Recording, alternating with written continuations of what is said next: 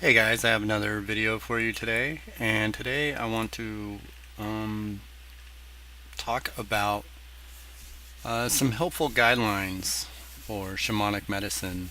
Um, I'm not a professional. I'll say that right out, straightforward. I'm not a professional. This is not my advice. This is just my opinion. Um,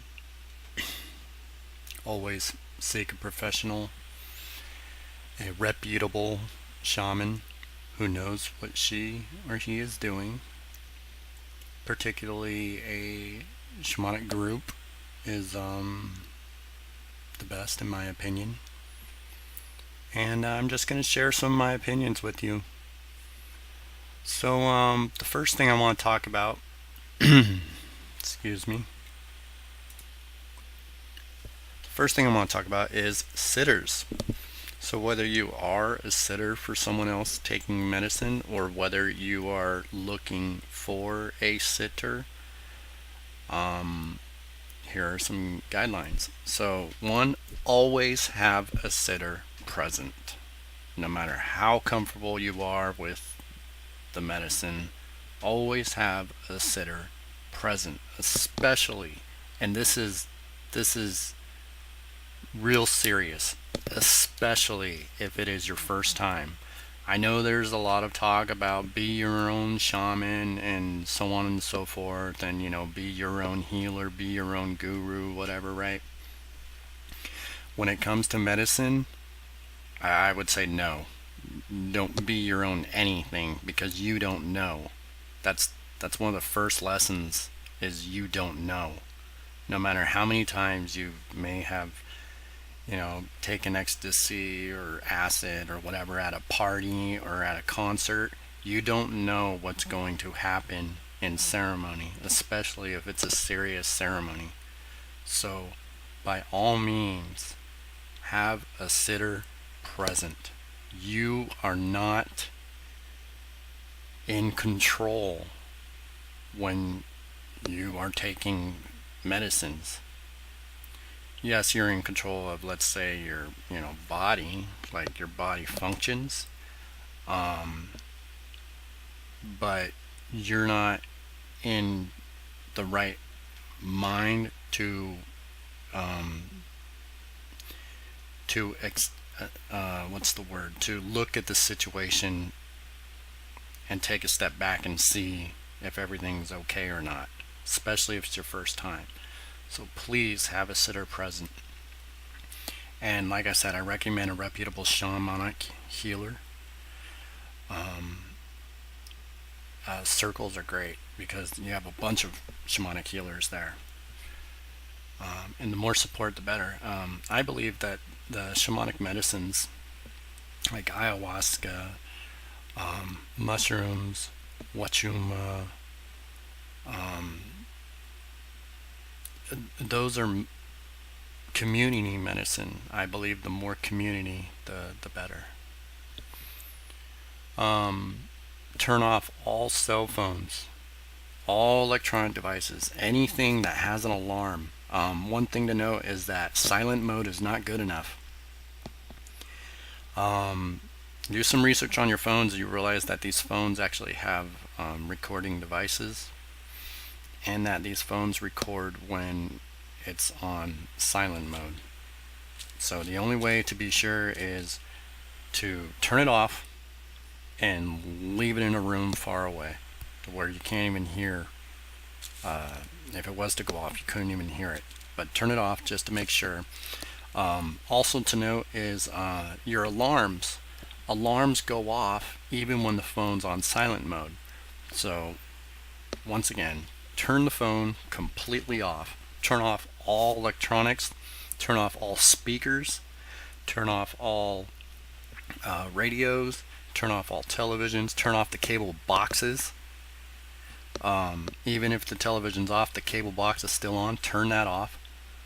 Same thing with the radio or stereos. Even if the stereo's off or the computer's off, sometimes the speakers will still be on. Like they have an alternate button turn that off. Turn all of that off. Turn everything that has any kind of electrical signal, any kind of static, any kind of white noise. Turn it off completely,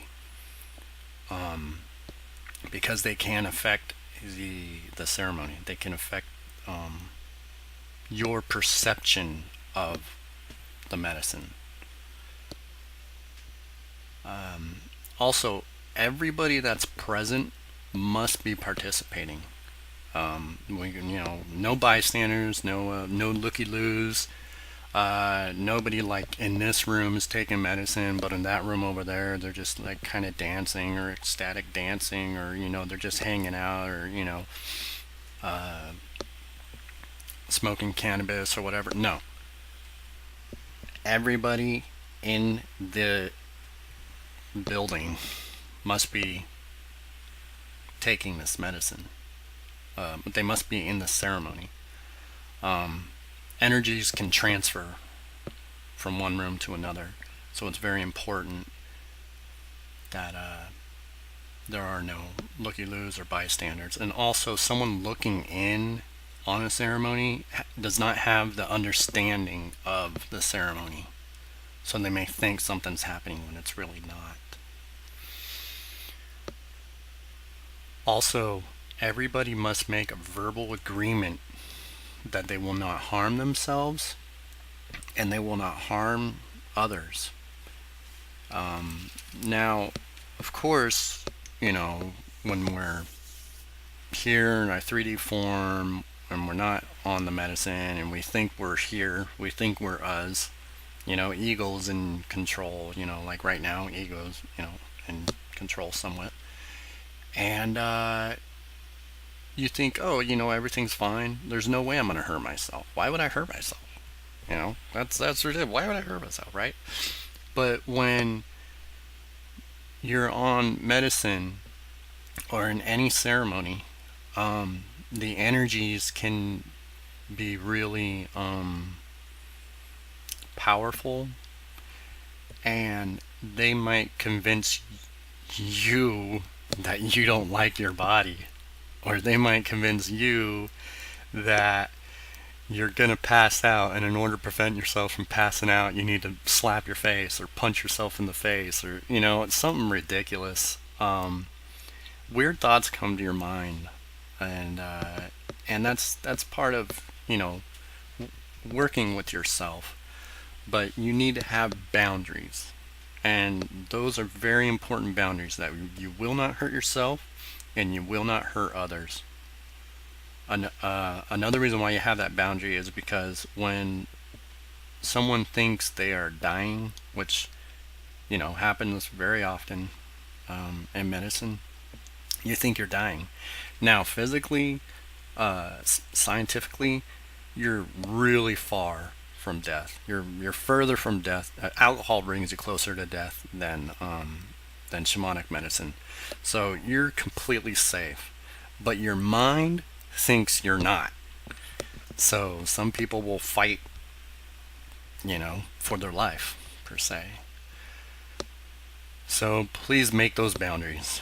You will not harm anybody, and you will not harm yourself. Also, in case this does happen, you need to be with a sitter that can take you down. Someone that can, prevent you from doing harm to yourself. Someone that can prevent you from, running out into the forest or running out into your car. Running away from the ceremony. For some reason, ego can flip out and you feel like you've had enough and you just want to run away from the ceremony. And that's very dangerous. The circle is in the ceremony. The circle of safety is in the ceremony. And any good shamanic healers will have this circle of safety. And you must stay in there. That's the safest place to be, is within the circle of safety. with the others, with the community, with your sitter.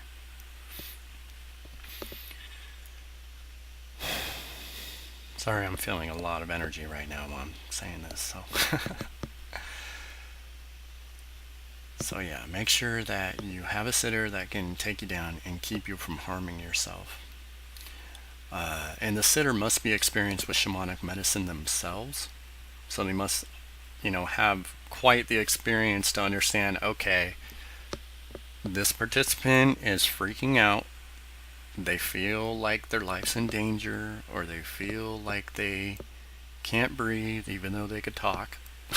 So if you could talk, you could breathe. If you could sing, you could breathe. That's one of the reasons why singing's so great, is because if you could sing, you could breathe, whether you feel like you're breathing or not.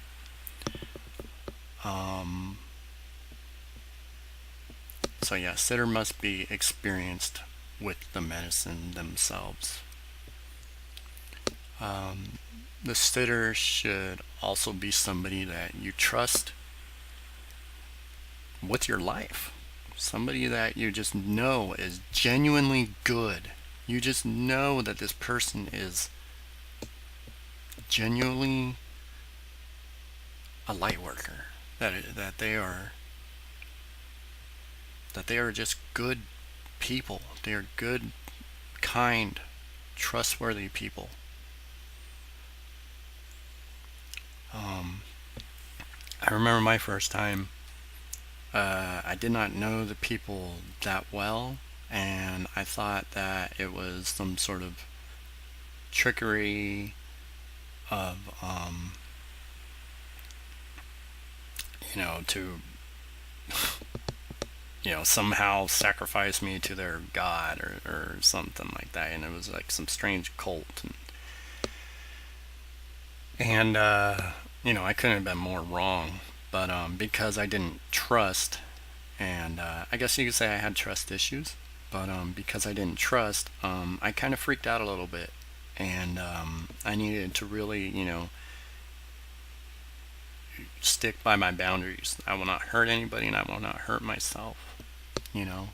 Also important to not have any weapons of any kind in any ceremony. I don't believe in anything sharp crystals, sharp knives. I mean, there's no reason for anybody to have a knife in a ceremony, and any of the ceremonies I do anyway. Yeah, no knives, not even scissors. I mean, all weapons of any kind needs to be far, far away from the ceremony. This includes shovels, pickaxes, wood axes, things that you would think, for camping. Pack those far, far away. Put them in a locked truck or something.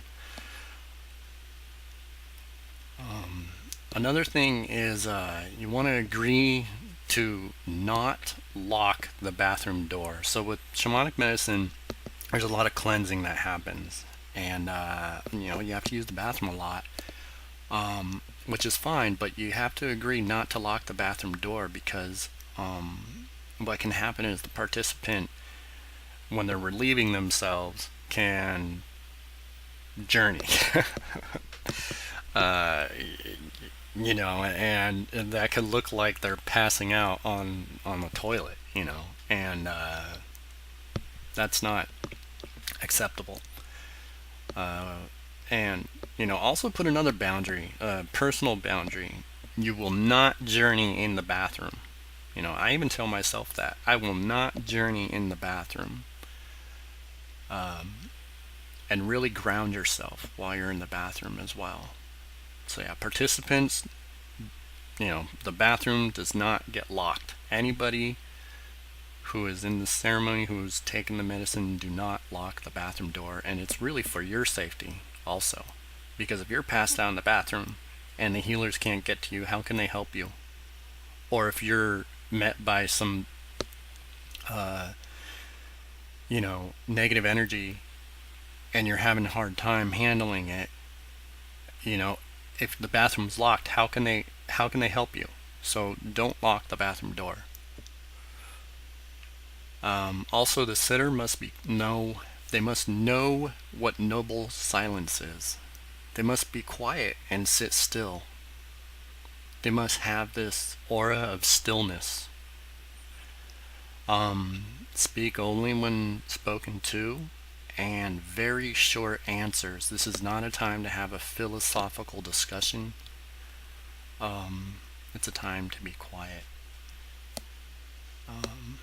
No, no conversations other than, do you have any more toilet paper? Or, can I have some more water? Something like that. But, no real conversations. Noble silence is key to a successful ceremony. A lot of times, ego will want to distract themselves by speaking, by talking, rather than journeying. And this happens a lot with cannabis, for example. Cannabis, I feel that a lot of people use, which is fine because there are healing elements to it, even when you're not in the ceremony or journeying. But I feel that cannabis can be abused because people smoke it and then they talk. They have conversations, they dance, they have a good time,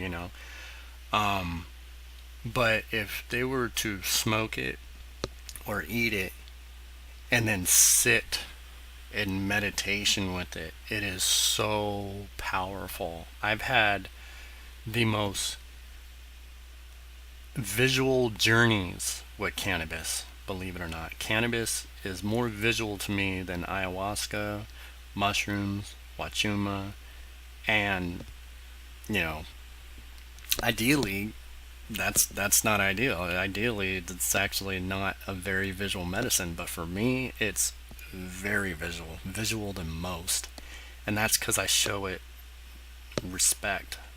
I don't smoke and hang out with my friends and talk. I sit and meditate with it, and believe me, it is a powerful medicine that we should really stop taking for granted. So the sitter must be quiet. I went over that. Small word of encouragement, but only if needed. You know, um, if the participant's freaking out, you could say, "Remember, you took some medicine. You're okay. You're safe. Everybody's fine. You know, remember that you wanted this. This is what you want. Breathe. Always remind the participant to breathe. A lot of times, fear is a reaction of not enough air, not enough, breathing, mentally and physically. Not enough oxygen is circulating. So breathe, deep, long breaths. Through the nose. Um, Smudging is very important. If you don't have the materials to smudge, don't have a ceremony. That's strongly. I believe strongly in that. Uh, Smudge the area and all participants. You can smudge with native tobacco, also known as mapacho, white sage, palo santo, sweetgrass, cedar, frankincense, sandalwood, mugwort. Those are all good medicines for smudging. There's many more. Any real good, wonderful incense will work with smudging. Even rose water, Florida water. There's probably hundreds of plants that can be used for smudging. What smudging does is it clears the area of any negative energies. Uh, Smudging creates a force field of safety. It's a circle of safety. It creates that. So negative entities and energies cannot get past that area, and only benevolent energies can go into that circle of safety. That's why it's so important to set that. Um, Smudging starts the ceremony. So this is when the noble silence begins. Benevolent spirit guides, they guard the area that has been smudged. It's like you're making a contract that's like, hey, this area here is the area that we are claiming sacred, and they agree to protect that sacred area. It's an agreement. It doesn't have to be an actual circle, but it does help. The movement of energy flows in circles rather than squares. So, and it's usually a room or multiple rooms. If you go down to and work with the natives, in my experience, it's in a hut, which is like a big room, big circular room, wigwam, whatever. But here in the West, we don't live in huts and stuff. It might even be someone's living room, but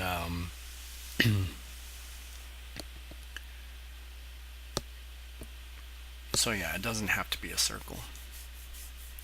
Also, be sure to smudge the bathrooms as well.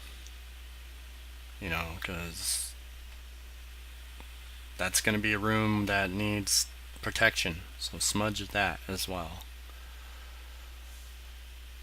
Often during ceremony, the participant will try to leave the circle of safety, and it's very important that the participant does not leave the circle until the ceremony is finished, of course. Often when the participant leaves the circle of safety, demonic manifestations can occur, and negative thought forms, they tend to become more powerful, and the participant can really be led down the wrong path. So really try not to, really don't even try not to, just make it a boundary. You will not leave the circle of safety. You will not go out and smoke a cigarette. You will not go make a phone call.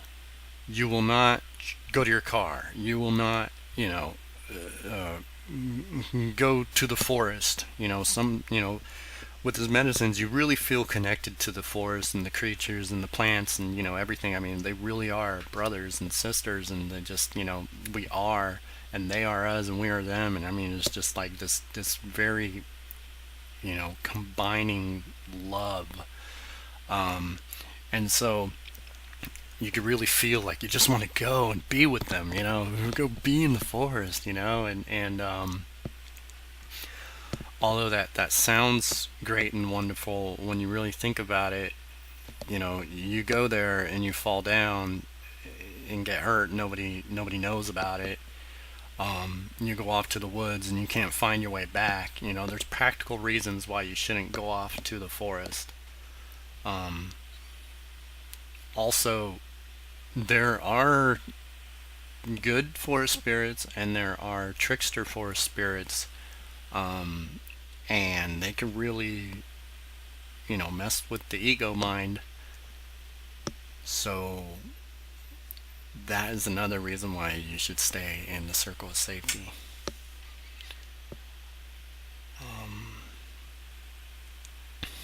And if the sitter is feeling any negative energies, it's a really good time to smudge. It's like spirits telling you, it's time to smudge again. Put another coating of smudge over there. The sitter should be open to energy. They should be open to knowing what's good energy, what's positive vibes, and then what's negative vibes, negative energy, paranoia, fear, doubt, so on and so forth. This is another reason why the sitter needs to know and trust the medicine. And most importantly, by the way, this is all before you drink or partake. But most importantly, ground to Mother Earth. All shamanic medicine, whatever you call it, ayahuasca, shrooms, wachuma, even MDMA, what have you, all, quote unquote psychedelics, shamanic medicine, LSD, it's all Mother Earth, especially if it's plant based. DMT, 5-MeO DMT, plant based medicine is all Mother Earth. She is, so imagine a dojo, right? So at the dojo, you have the participants, and they are taught by the teachers, let's say the black belts, right? So the black belts would be the medicine chosen. So, the mushroom, the ayahuasca, the wachuma, so on and so forth, right? But watching over that is the, sensei, the the owner of the dojo, the professor, whatever you want to call him,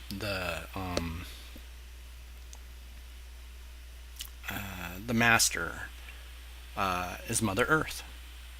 It all it all, like, if it was a triangle, it all goes like channels right into her. So it's all leading you to Mother Earth. So she is really the medicine. The medicines help you to get to her, help you to connect to her. She watches over all. So show her your most respect. She is everywhere. She is always with us, spiritually and physically. And she is our mother. So ground to her. Once you do take the medicine, try sitting up as long as possible. Sitting up really helps one to focus and to not get lost in amazement. When you're seeing all these beings, and the you can actually see the energy, when you actually see the patterns, and you see this whole new world coming out in front of you. Stay sitting up, because it helps you to not get amazed by this wonderful world, and to actually see what lessons are being taught. Sitting up helps with the purge also. Another thing is to not get lost in amazement, is because sometimes you will meet energies and they'll want you to get into some sort of device. Let's say you meet some aliens and they want you to get into the spaceship. You meet some entity and they want you to get into their pod or their car, or what have you, right? You need to be aware, so that you have discernment. You're not just like, okay, you want me to get in your car, let's get in the car. You want me to get in your spaceship and go on journey, okay, let's go. Especially if they're trying to force you in the pod of some sort. You need to be aware of that. You need to be like, whoa, wait a minute, I have discernment. Be like, wait a minute, that's against my will to try to force me into a pod, or that's against my will to try to get me to go on your spaceship. Any benevolent being, in my experience, will explain where are we going, why why are we going, or do we need to go at all?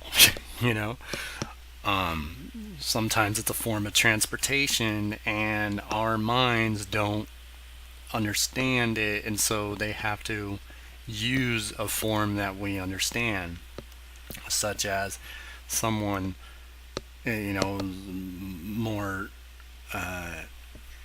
like natives, for example. They live in the forest. They walk everywhere they go. So their form of transportation might be, hey, let's just walk with this spirit, right? Or let's become an eagle and fly with this spirit. And us in the West, it might be more like, let's jump on this subway. Let's go into this car because it's a form of transformation. But if it's a spirit you just met, not the best idea. Just like in the real world, just like here, not the real world, but just like this comfortable reality that the ego lives in. We wouldn't get in a car with someone that we just met, right? We wouldn't give our will away to anybody we don't trust. So, discernment. And the way you keep discernment is to stay focused and not get lost in amazement.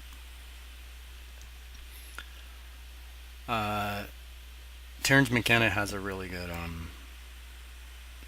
message on that.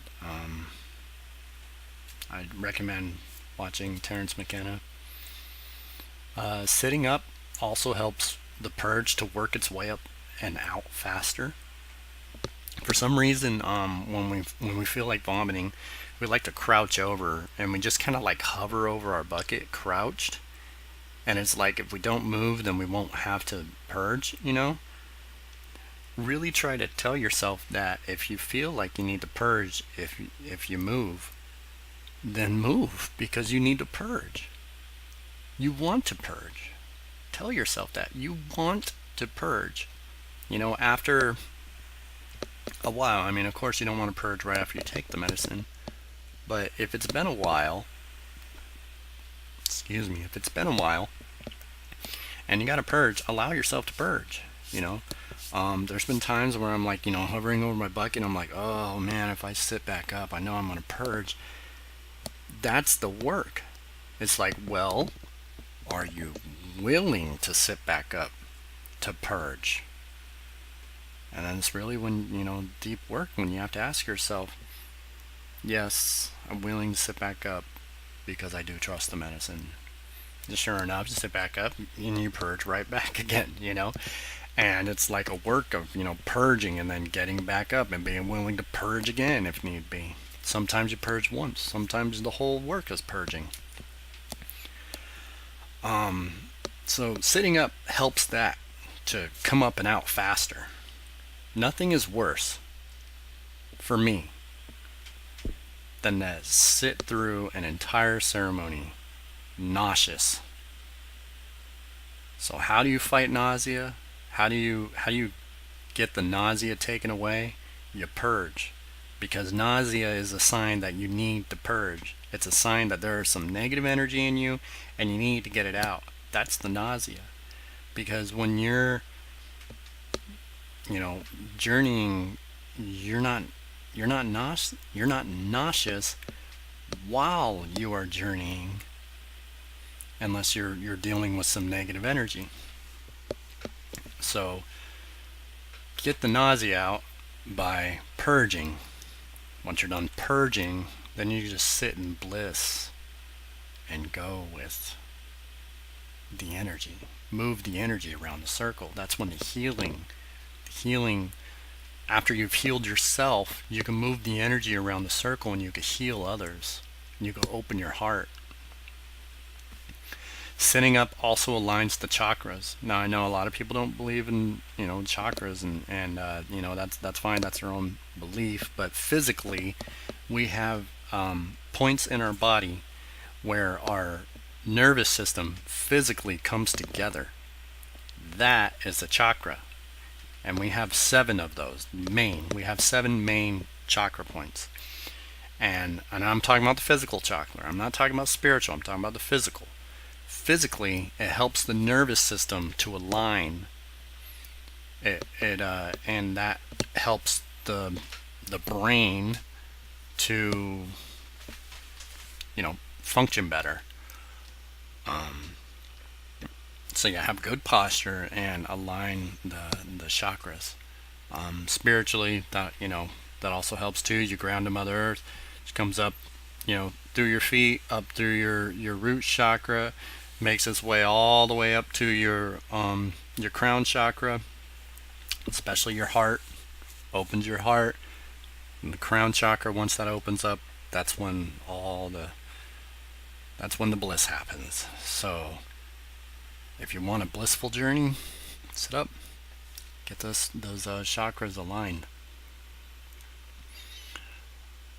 Okay, and if you are feeling led to a dark place, so you are having a rough journey, you're surrounded by negativity and mourning and sadness, and just usually it's when you're coming down, by the way, but if that's happening, sing. Singing is spiritual warfare. Learn some spiritual songs. The hymnos, the ikuros, they're not just sung for your entertainment. They're teaching you. How does one become a shaman? Where is the class to become a shaman? It's the ceremony. Someone who is a shaman has sat through many ceremonies and they've done the work. So there really is no class. Learn how to be a shaman, get a shaman degree. No, there's none of that. Now I know in Amazon they do have shamanic initiations, and I respect that. But with shamanic medicine, attending is the class. Listening to the shaman singing the ikura, learn the ikura. He's teaching you the ikura. He's teaching you the song. He's singing a song, and you should learn it. Hymnos, if it's a Santo Daime work, learn the songs, sing the songs. The songs have a very positive vibration. They're meant to raise your frequency. Sing songs that resonate in your heart as divine love. So any spiritual songs, whether they're new age or whether they're try to stay away from religious, but if it's a positive message, then sure, and most of all, sing what resonates in your heart as divine love. Physically, singing brings more oxygen to the brain, which causes one to feel happier, more blissful. More oxygen, the better. Singing also helps one to navigate the realm of sound. So these vibrations that are moving around us, like sound, for example, music is another realm. Like when someone's playing guitar and you're on the medicine, you could actually feel the realm of that, like guitar. Like it's almost like it's a road that you could travel down, and it's very cool, and it really helps you to understand music and have a whole nother respect for it, and singing helps that. Singing releases positive endorphins, and this can help you, can cause you to be happier.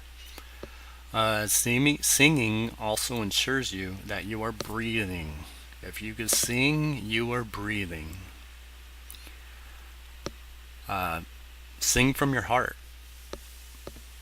This is where the inner shaman resides. Each one of us has an inner shaman, indigenous spirit within us that wants to come out. And the way they come out is they sing. You sing. And the way I feel is like, it's almost like there's another spirit that is singing for me, and I'm just allowing it. I could turn off whenever I want to. It doesn't completely take over my body or anything like that.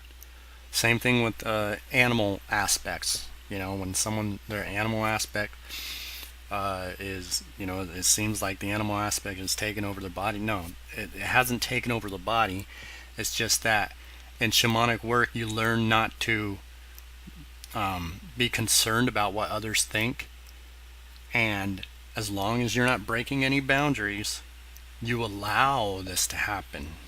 You allow your body to become this bear form. You allow the eagle to come through you, or the fox, um, you know, or the elk, or the buffalo, or the panther. These are all healing aspects, and the way they come through is you sing, you open your heart, you sing these ikaros as if they were coming from you. One of the first lessons you may learn is that you are not in control of the experience. You are in control of your body. You are in control of your decisions. But you are not in control of where you are going to go. You are not in control of which realm you're going to see. You are not in control of what you're going to see. You are only in control of your decisions. So in other words, it's like you're giving the driver's seat, you're taking a break, and you're giving the driver's seat to Mother Earth. And she's going to take you somewhere that is going to cause healing within you. And it may not always be pleasant. And you may not want to be in the unpleasant place. But you're not in control. You can sing and you can help yourself to feel better about the place you're in, or to understand it, or to know that even though you're in this place, you are safe, but you're not in control of which place you're going to. And that's one of the core lessons, is to surrender and to be okay with not being in control. You must give up your need to be in control. And this is usually one of the first lessons one learns on the shamanic path. Another one is, you are not losing your mind. You will always come back as the same person, the same persona. You may not come back with the same ideas that you had. Let's say, if you're a control freak, you may come back understanding that you're not in control of every situation. And that's okay. But you still come back as, Johnny or Carl or, whoever you were at first. You still come back as that person. You still come back as the person who has the family, who has the job, who has this, who has that. Now it's your choice if you want to change all that. But you still come back as that person. You don't lose your mind. You never lose your mind. Nobody's brain gets fried or whatever. You just might have a different perspective on your life values, what you place as valuable. If you go into the ceremony and, what you valued was your cars and your money and all that, and you might come out being like, my car is just a form of transportation, just gives you a point of being, I could really care less what happens to that. It's just a car. Your perspective might change on that. And that's okay. That's healing. We shouldn't be attached to these material things. Materialism. That's a hurdle that needs to be broken down. And shamanic medicine really helps us to break down materialism. So just remind yourself, no matter how you feel, no matter what you see, no matter what noises are happening, you may have a ceremony where it looks like everybody's, we're all in a nut house, and everybody's just a nut, or, we're in a sane asylum and people are, moaning and shaking and, so on, and everything is cool because everything. I've been to 27 ceremonies, and that's participated in 27 ceremonies. I've volunteered and helped out in more ceremonies. But overall, every time I've done ceremony with any medicine that is all natural, shamanic medicine, whether it's ayahuasca, salvia, mushrooms, wachuma, everybody always comes back as themselves. No matter how much they were shaking, no matter how much they were moaning, nobody loses their mind. In fact, you're gaining your real mind. You are not your mind. That's the lesson. You are not your mind. You are not who you think you are. But your values are still there. The family that you love, you still love. Okay.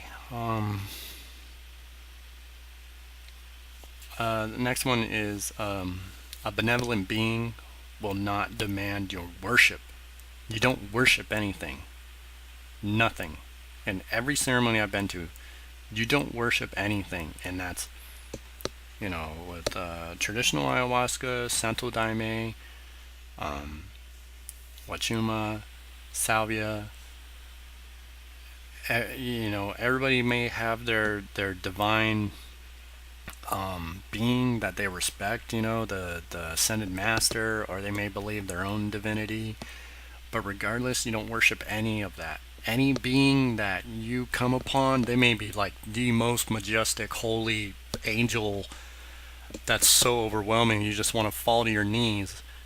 No, they don't want that. And if they do want that, then you ask them to leave, because they're not your friend. If they want you to worship them, they are not your friend. Do not worship anything. Worshipping is a form of giving away your power. It's saying, I am not powerful and you are all powerful, and so I do whatever you want. It's a form of weakness. So don't worship anything. That's where religion goes down the wrong path.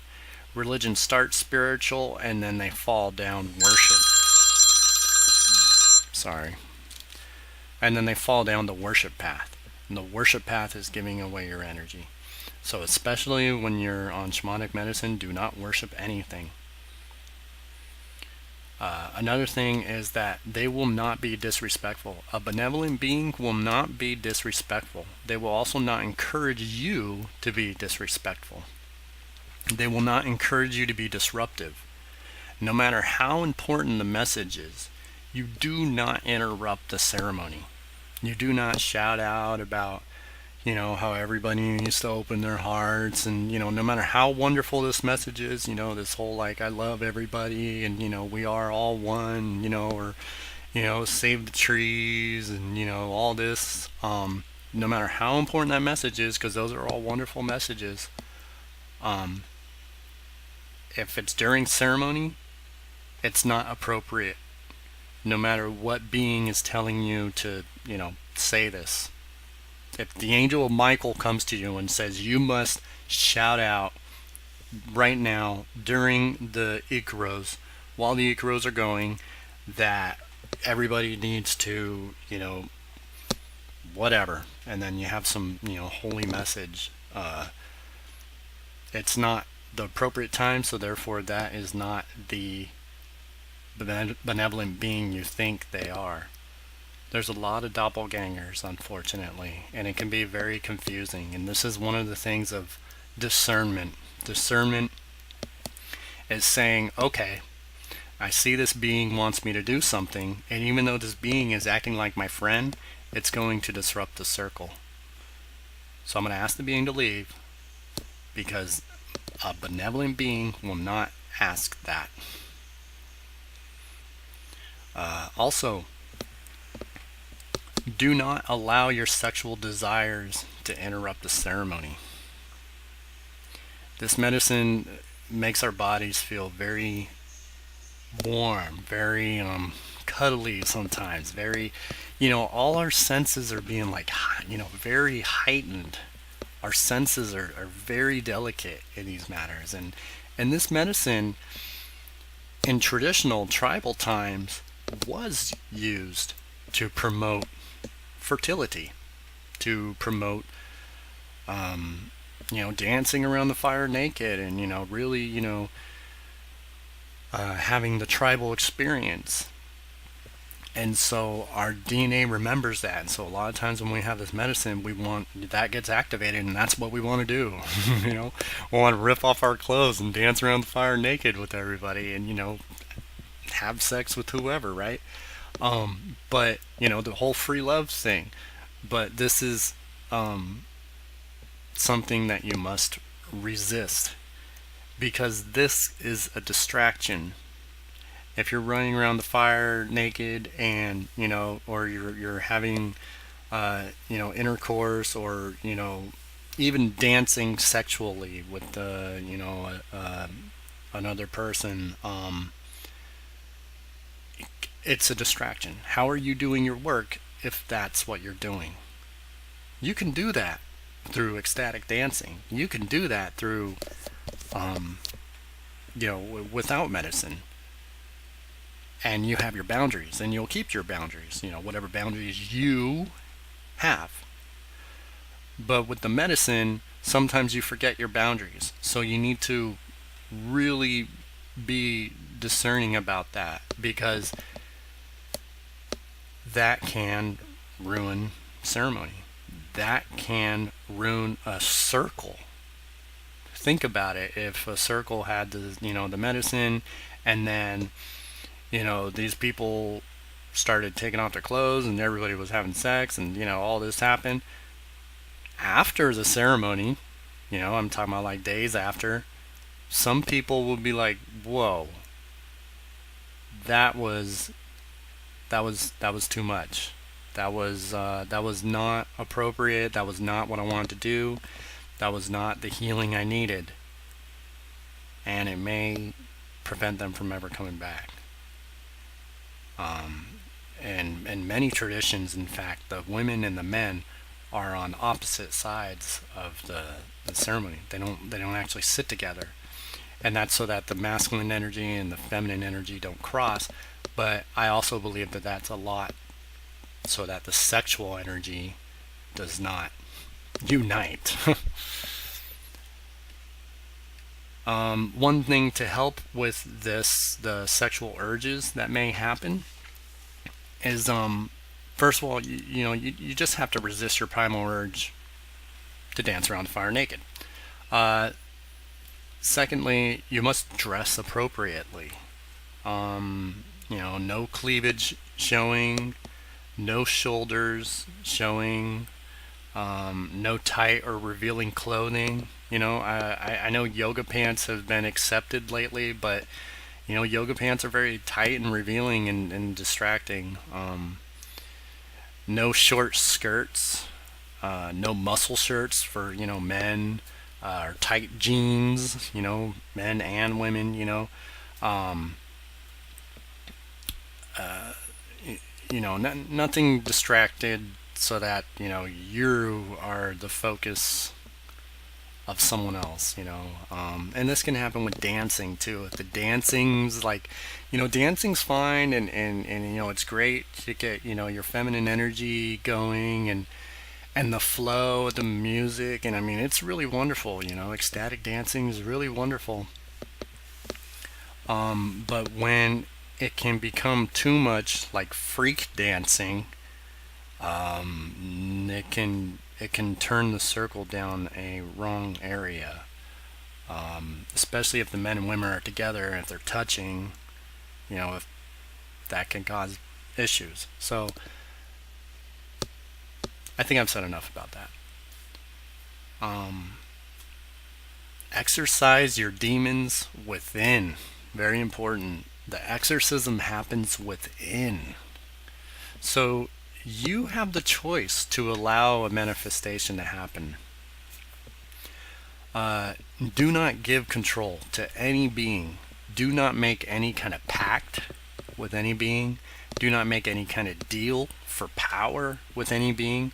Sometimes the beings will be like, well, you're poor, and you're having trouble making rent, and you're in a debt. Well, if you gave me your power, I can make you rich. I can make you powerful. I can make you sexy. I can make you skinny. I can make you, all this. Do not give that power over. Because once you give that power over, then that's when, that's when real bad things can happen. A benevolent being will not ask you for your permission. A benevolent being will not, you know, take over your body. They'll just encourage you to move. So like I said with the spirit animals, they don't take over your body. The bear does not possess the body. The bear encourages the body, the mind, the spirit, and encourages it. Hey, let's move like this. And if this bear is your spirit animal, then you might just feel like you just always wanted to do that. And so you do it, just like the eagle. You've always wanted to spread your wings, you've always wanted to just spread your arms out and and fly. Very common. And your spirit wants it, and so you just do it. But no being will make your arms spread out. If that's happening, somehow you gave your power away, and you need to reclaim that, and you always can reclaim that. You could always break a contract you've made. Understand that. You're never in the hole. You're never, backslid or whatever they want to call it. You're never at a place where you can't climb back up. So just remember that. No matter what happened, you can always come back. It does take work, but you can always come back. So the best way to prevent any kind of manifestations from happening, any kind of physical manifestations from happening, is to exercise it within. I'll share a story. I know this video is really long, but there's a lot of good information. So one time I was faced with this entity, the scorpion-like creature, that threatened me that if I was going to journey and go out of body, that it will take over my body and start attacking people. And I was like, I was discerned. I had discernment, and I said, "No, you're not." And right now, I'm going to ground to Mother Earth. My spine is going to connect physically with Mother Earth, and my spine is not coming off of this earth. And the demonic entity couldn't do anything. It tried to scare me, but it couldn't physically do anything. I didn't give it the will to take over my body, therefore it did not. Manifestations happen with people who are weak-minded or weak spiritually, and they allowed something to take over their body when they shouldn't have. So don't be weak. Your weakness is a choice. Are you choosing to be weak? Don't be weak. Don't choose to be weak, and you won't have a manifestation happen. Just remember that any benevolent being will respect your free will. Your free will. You have free will. Another thing on that was I had a ceremony. I was participating in a ceremony, and the shaman was he was speaking something, right? And suddenly this man says, "Hey, you need to shut up when my father's speaking." And he was talking about this being that he was with on the other side that claimed to be his father, and he was like this majestic giant eagle, and he was like a little eagle, and this giant eagle was teaching him all these things and feeding him and so on. But when the shaman was talking, he was talking at the same time to the eagle, and the eagle told him to tell the shaman to shut up. That is not a benevolent being. I'm sorry, but that is not a benevolent being. A benevolent being will not tell the shaman to shut up. A benevolent being will not interrupt the circle. That is a very good sign that you are with a trickster entity. You're with a trickster spirit. They claim to be benevolent. They look benevolent, holy, majestic, what have you. but yet they want you to do something that is not appropriate or that is disruptive.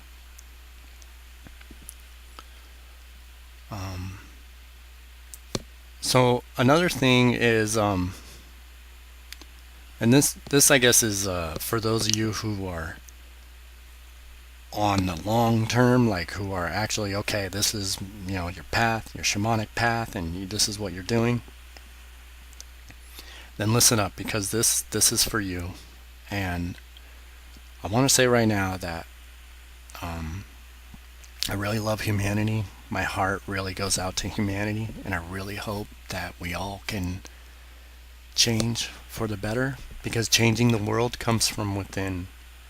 If we change ourselves, we could change the world, but we can't force the world to change. All we can do is encourage the individuals of this world to change, to do their spiritual work, no matter what that is. And so with that, I want to say, do not fall into the trap of the Messiah complex. So do not fall into the trap of the Messiah complex. Remember, the ego wants to be godlike. The ego wants power. Nobody can hit the reset button for everybody else. One person cannot save the world. The world can only be changed through individual spiritual work. So in other words, when enough people no longer desire the corrupt society, it's then that the world will change. Even if you're working with the medicine and you were led on this journey to go to some far off place, and they told you that if you have ceremony in this one place, that they'll take you to the reset button, then you go up to the highest realms of wherever, to the whatever 19th dimension or whatever place it needs to take you to, and then you see the reset button and you hit the reset button and it tells you, okay, the matrix have been reset. That's not anybody else's. That's your journey. That's you set your own reset button in your matrix, and that's wonderful.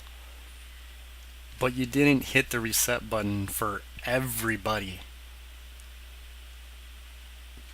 You didn't save the world by hitting the reset button. You're not.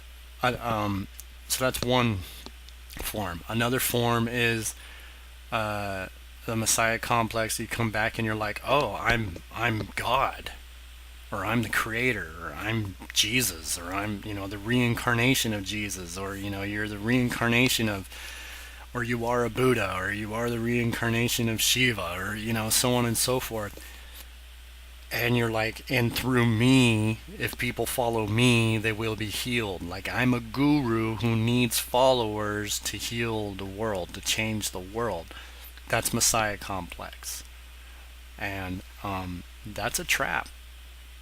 So make sure to avoid that trap. It could be harmful.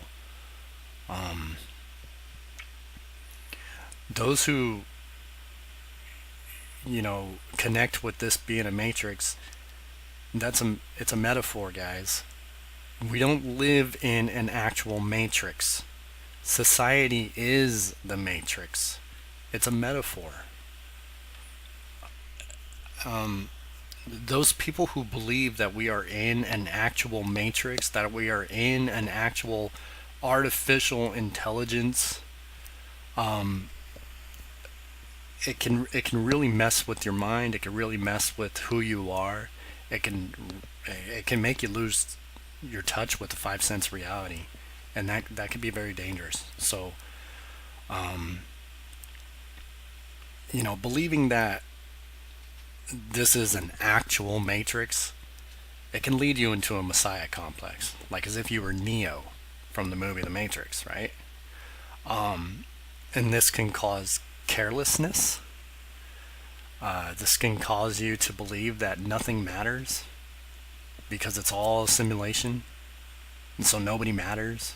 So you lose your compassion for others. You lose your care for others. You don't care if people get hurt because this is all assimilation.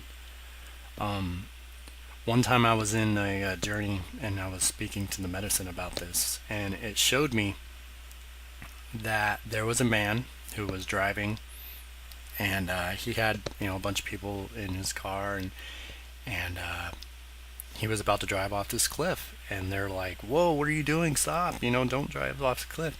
And the guy's like, "It doesn't matter. We're all in a simulation," and you know, he drives off the cliff.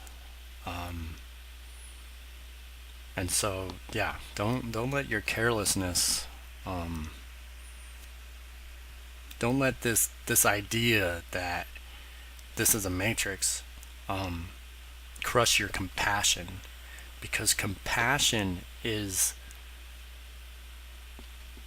what healing. It's healing. We have compassion for others. It's like, yes, this guy may be a jerk, but he's trying to heal, and so let's help him heal, rather than like, oh, he's a jerk, whatever. He's a NPC. He's not doing any work. He must not have a soul, or he's a you know not a divine, or whatever. He's not. Somehow you've lost your compassion for this person, and you just put them in this category of don't care. And I just wanted to tell you to really go within and ask yourself, is that right? you know um, should I believe that this is an NPC, a non-playable character in this simulation? See, so that's another reason how simulation, believing that this is all a simulation, believing that this is a matrix, can be harmful. Um, and you could also, the ego can also have a lot of fun with this being a simulation. The ego can think it's Neo, or the ego can think it's an all-powerful sorcerer. You really just got to check that ego, and check yourself spiritually, and really ask yourself, um, is this the right idea to be thinking? Is this the right idea to be entertaining, for example? Um, this can cause somebody to lose touch with their five sense reality. If you don't believe this is a simulation, then how do you believe that you're actually touching this, or that you're actually eating this, or that you're going to this, or you're that you are you, even, or that your family is your family, and this can really, it can cause you more pain than not. And also, one thing that really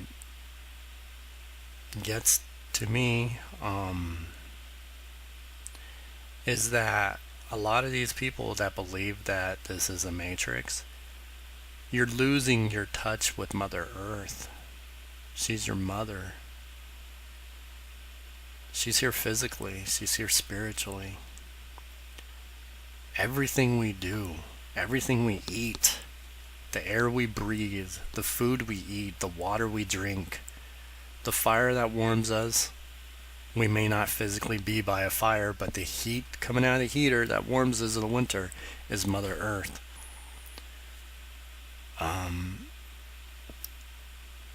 She's not artificial. This is not a matrix. Mother Earth is very real. Even if you think she's the first program, or the first program of the matrix, and what? No, she's not a program in a matrix. She is the being.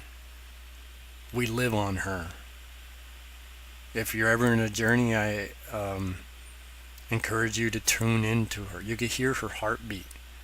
Especially if you get down to earth, you can hear her heartbeat. Mother Earth is very real. Very real. I really can't stress that enough. And if you start believing in this matrix idea, then you start to lose your touch with her. And any energy that is negative wants to take you away from Mother Earth. This is another problem that I have with the Galactic Federation, where they talk about, benevolent beings come to Earth and we all get in the ships and it takes us away to some other, planet or, new Earth or whatever, what have you. That is an energy that is trying to take you away from your mother. So I really want you to think about that. Is that the right idea? To be taken away from mother? To be taken away from the earth that provides everything for me? See, one thing that we do know for a fact is that Mother Earth is here. You don't even need to be spiritual to see that. Just literally right here, right in your house, in your building, in your car, and even in your plane, wherever you are. And especially if you go outside and walk on a trail, just a park, just walk on the grass in the front yard, anywhere, even in the city, there's Earth. But what we don't know for sure is that there are other planets and other beings in 3D form. I know there's beings in spiritual form, but in 3D form. That's one thing we don't know. And I guess you don't know that until you experience it, right? And everybody has their own experience. But to base your reality on that is you really just got to check yourself and realize, think within. Think only you can make the decision. It's your spiritual path, so you need to really think, is it right for me to be taken away from Mother Earth? Is it right for me to be further away from Mother Earth?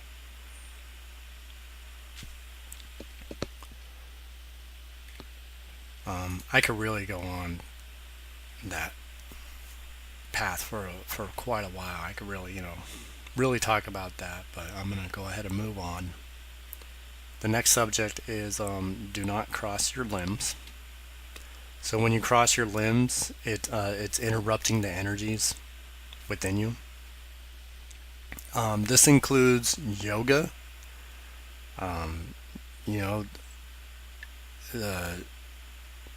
In my opinion, yoga and shamanic medicine does not mix.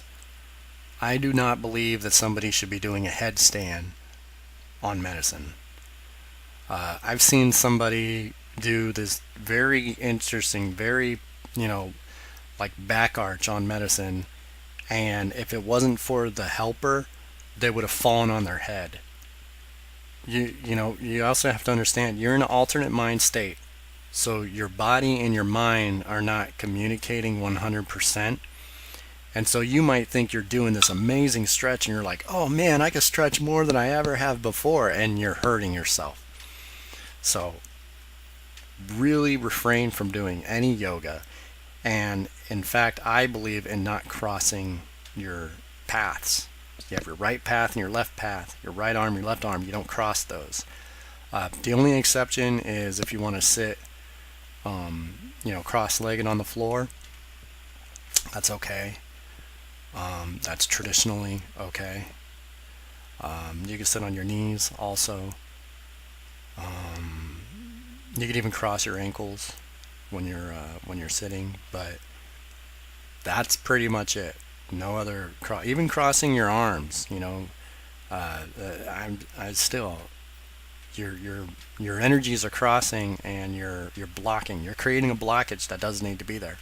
So unblock yourself. And don't do yoga during, on shamanic medicine. Yoga is wonderful. I have no problem with yoga. It's wonderful, but you need to be in a non-alternate mind state. You need to be in full 100% control of your body. Another thing is you are always in control of your actions. Your moral compass, for example, is very important in your actions. This can really make or break ceremony. For example, swearing. There should be no swearing of any kind in ceremony. In fact, that's how I know I'm not in the right, that I'm drinking with the wrong people, is they'll start swearing. And thankfully, I've never had, I've never fully committed. What's the word? Not fully committed, because obviously with every ceremony, thankfully I haven't fully resonated with anybody who, you know, swears like a sailor during ceremony. If you do swear like a sailor, just don't do it during ceremony. There's something about swearing. It really invokes negative energy. It can make somebody who's having an okay experience, a happy time, and then they start hearing the F-bomb being dropped, or whatever, even the S word, and that can really interrupt things. That can really cause discouragement and just kind of be a downer. So really, really, really try not to swear during ceremony. And you can do this because you're always in control of your actions. Your moral compass, that's what guides you. Your morals. Why am I not going to take my clothes off? Because my moral compass says not to. And that's my moral compass. That's not a moral compass somebody else has put on. That's my moral compass. I know that that's not okay. So therefore, I'm not going to do that.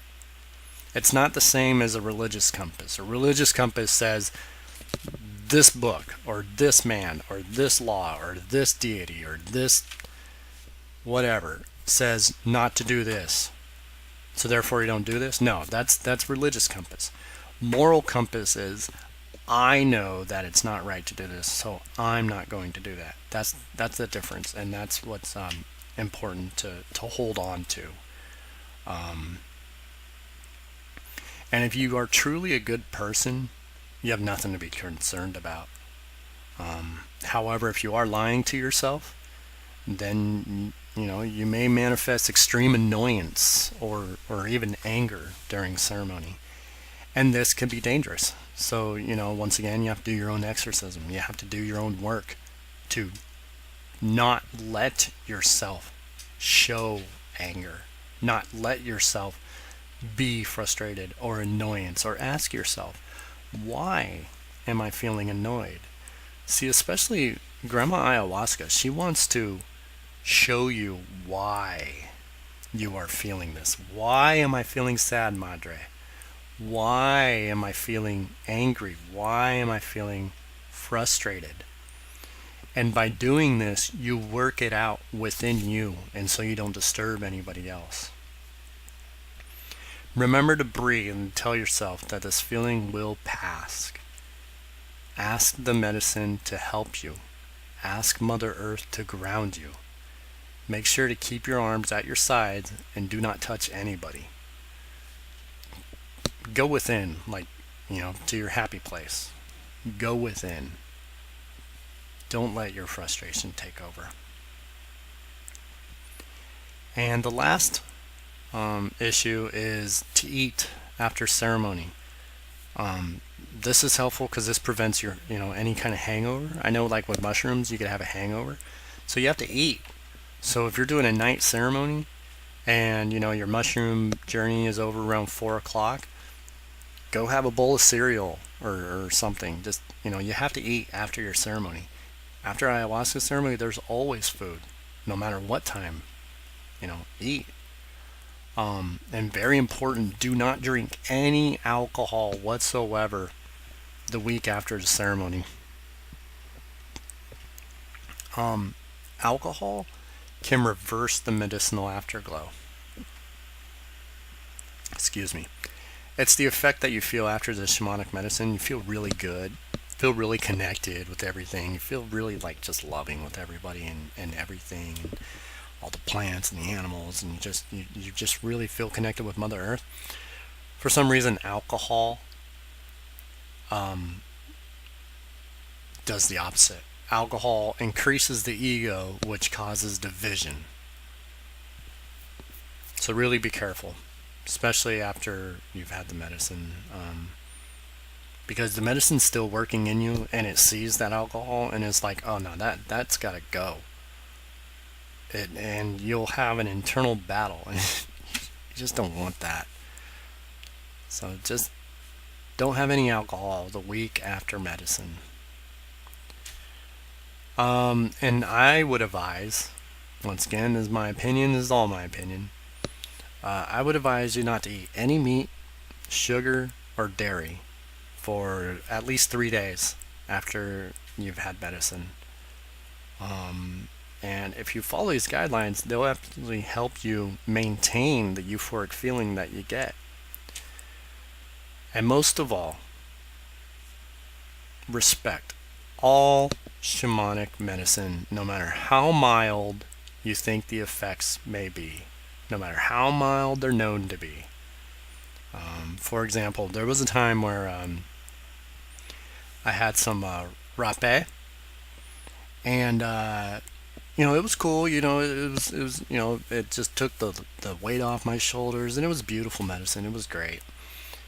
And I took the rapé, and my knees were knocking.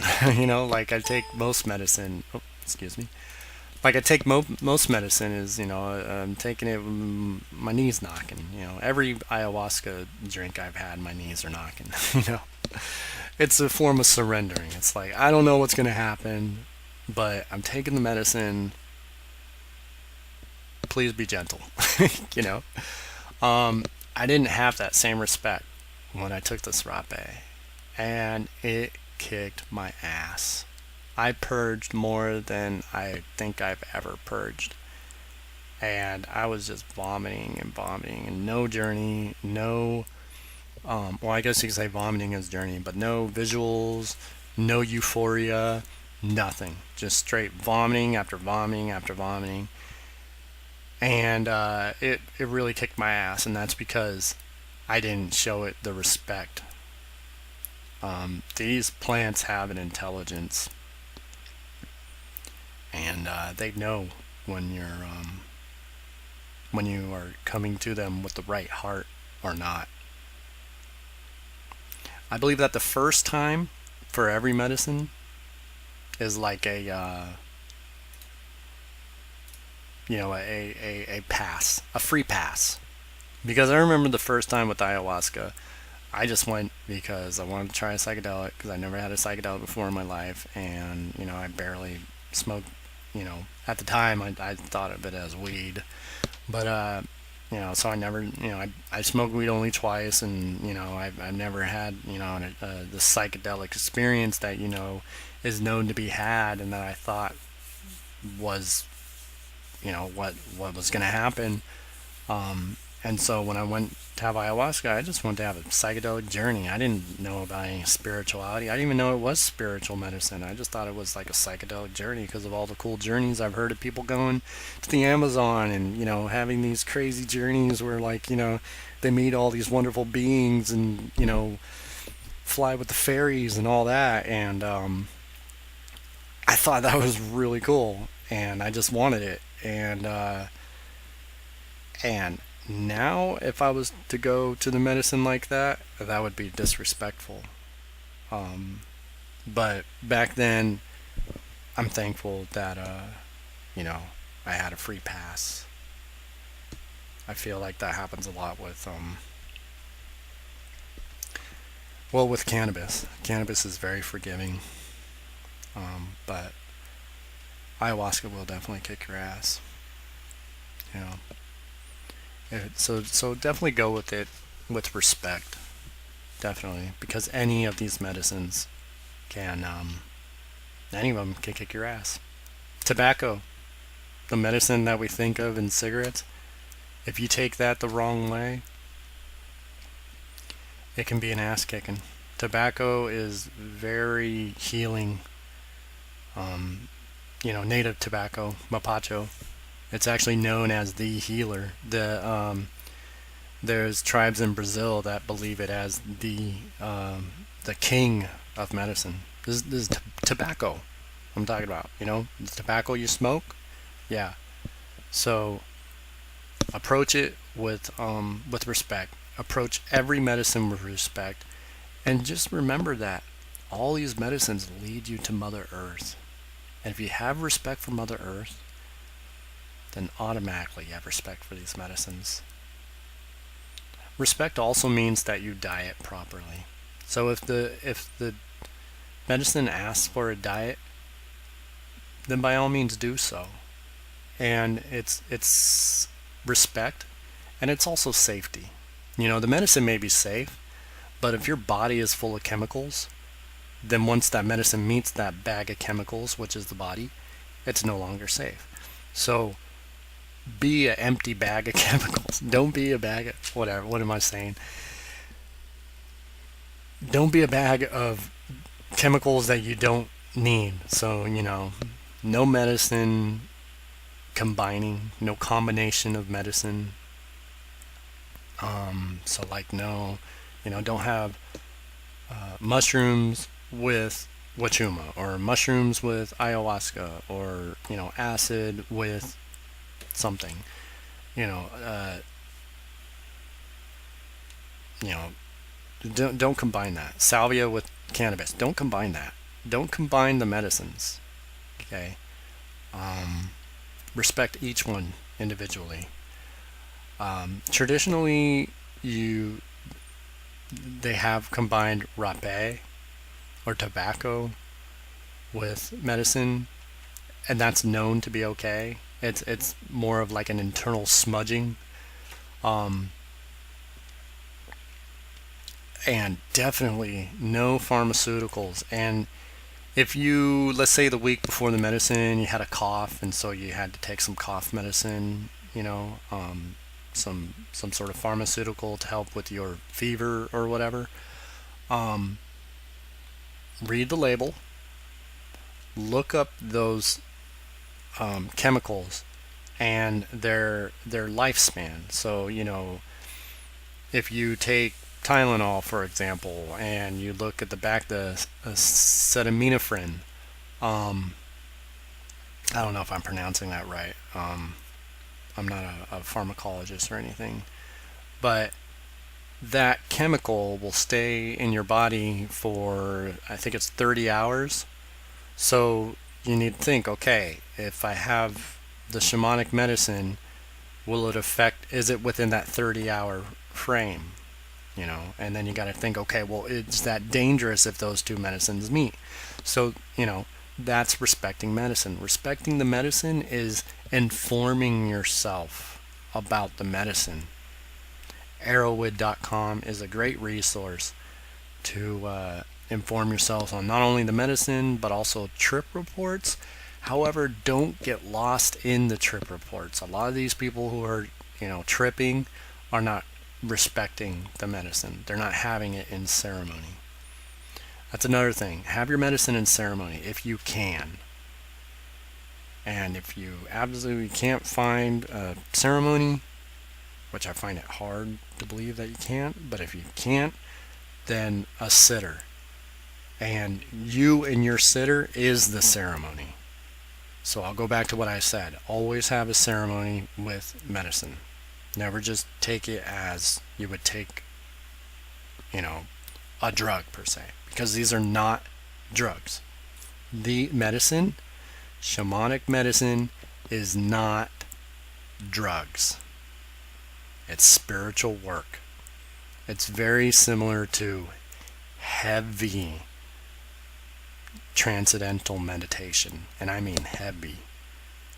Because you actually can get to these places. You actually can get to these realms that ayahuasca and mushrooms take you through meditation. But you need to have absolutely no thoughts in your mind. You have to have absolutely no distractions anywhere.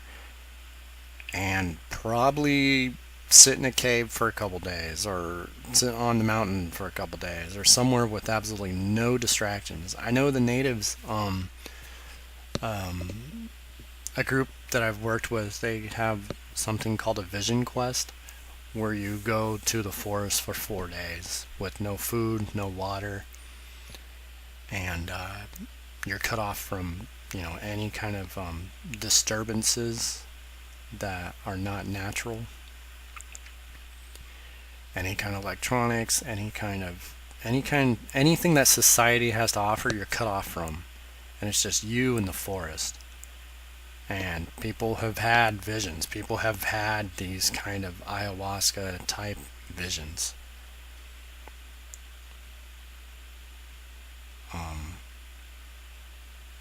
So that is another way of respecting the medicine.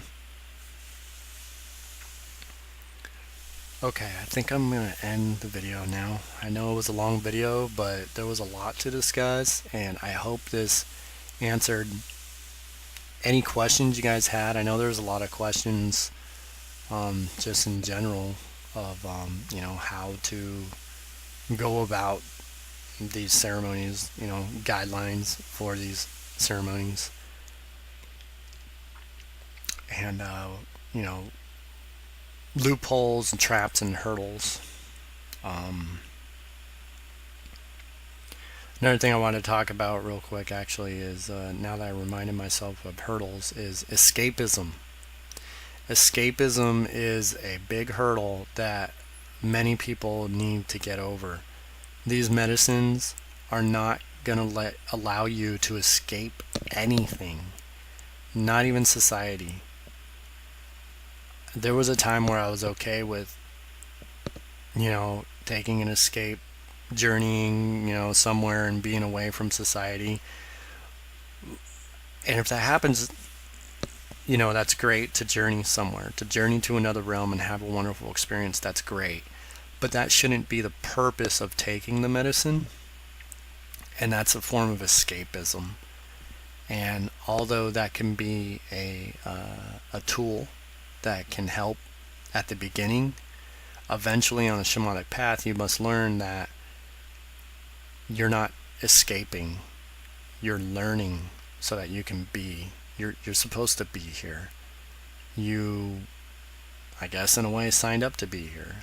You want to be here. So the medicine is helping you to, cope with being here, but also to help you to excel at being here. To be here as you, to be here with love, to be here with your most high being. And to not just be here and be a drone and just do your 9 to 5, go home, watch TV, get programmed, go to bed, get back up, and do the whole routine, but to actually be conscious, to experience the routine, and to choose your routine. So instead of work, eat, watch TV and sleep, you like work, but during work, what's happening? Who am I connecting with? What experiences can I see happening? What am I being shown? What am I feeling from these people? How can I reach out, or how can I be more serene, or maybe just act by example? How can I be a better example of a person on the spiritual path without actually preaching? And then, when you get home, it's like, well, am I going to connect with my family, or am I going to connect with the TV? If I'm watching TV, am I watching programming? Am I watching pharmaceutical commercials? Am I watching violence? Am I watching, things that are disrupting my path? Or am I watching things that are excelling my path? Am I watching an awesome documentary? Am I watching nature? Am I reading books? Maybe I'll read a book instead. Maybe I'll read about my history. Maybe read about alternative, human history. Who knows? But it's it opens you up to a whole new way of life. Because, yeah, your life is the same, but your living is not the same. You don't go out to mow the lawn, you go out to experience mowing the lawn. So, in other words, you go out there to experience the birds flying by, the grasshoppers on the grass, the new flowers that are now growing on the corner. The trees have spread out more. There's more beetles and hummingbirds and so on. And oh, look, the humming, not humming, the honeybees are back, and so on and so forth. And you have this appreciation for it, and that's what the medicine helps you with. So escapism is a trap they really want to avoid. And that's one thing that the Matrix, remember I went over people that physically think this is a physical matrix. They literally think this is a literal physical matrix. That's escapism. Because what do you want to do? You want to escape the matrix. That's a hurdle you got to get over. We all do.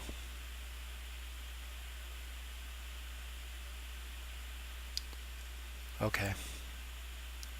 So, remember that in every ceremony, ground yourself to Mother Earth. Peace be with you all.